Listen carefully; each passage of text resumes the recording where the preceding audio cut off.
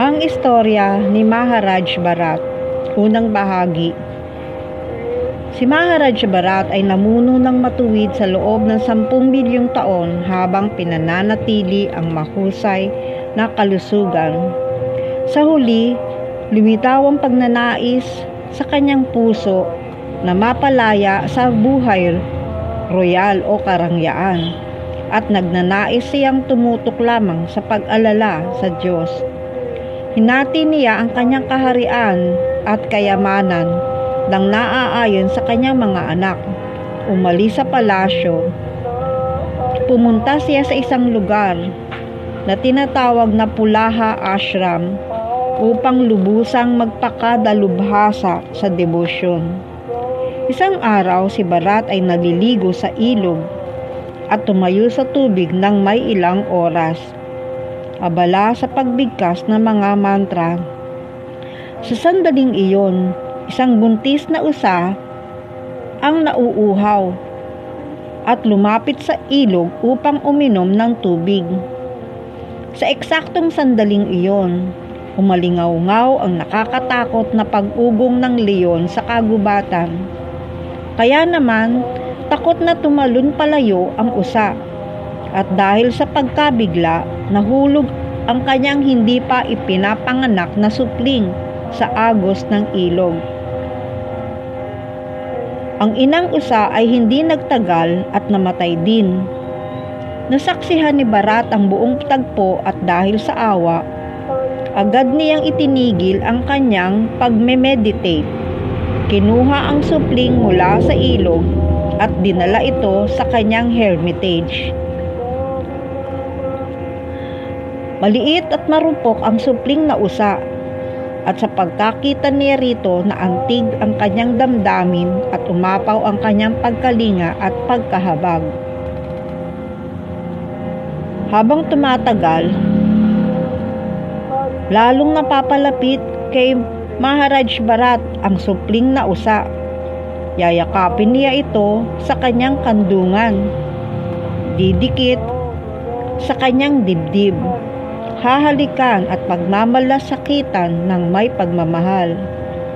Magdadala siya ng sariwang damo para sa maliit na usa. Papakainin ito at mananatiling malapit sa kanya sa lahat ng oras.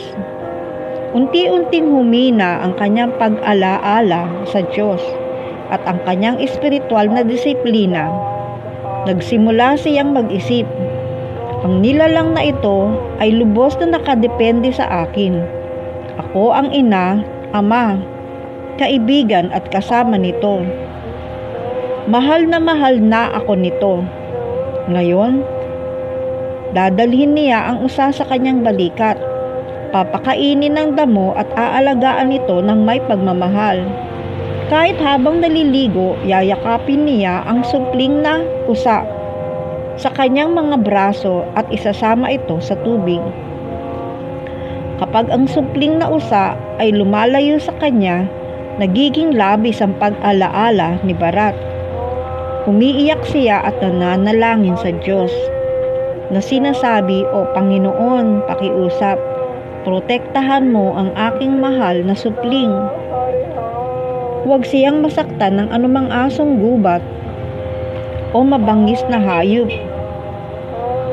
Ang kanyang isipan na dati lubos na nakatuon sa Diyos ay tuluyan na nahuhumaling sa supling na usa. Nakakamangha na ang dating handang iwan ng kanyang kaharian, pamilya, mga anak at lahat ng makamundong kaligayahan para sa debosyon ay ngayon lumayo na mula sa mismong debosyon na iyon.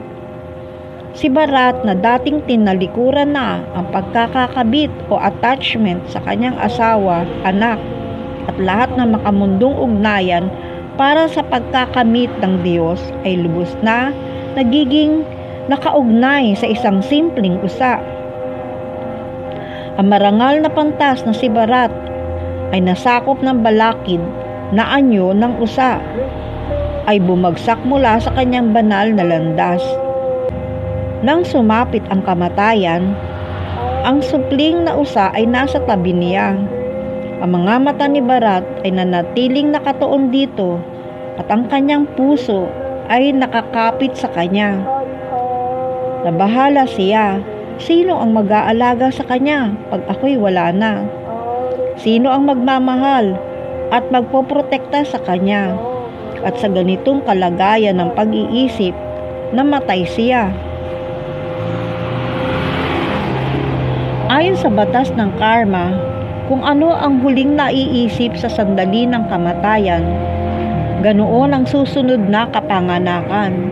Dahil doon, ang naging kapalaran ni Bharat ay kahawig ng isang karaniwang tao.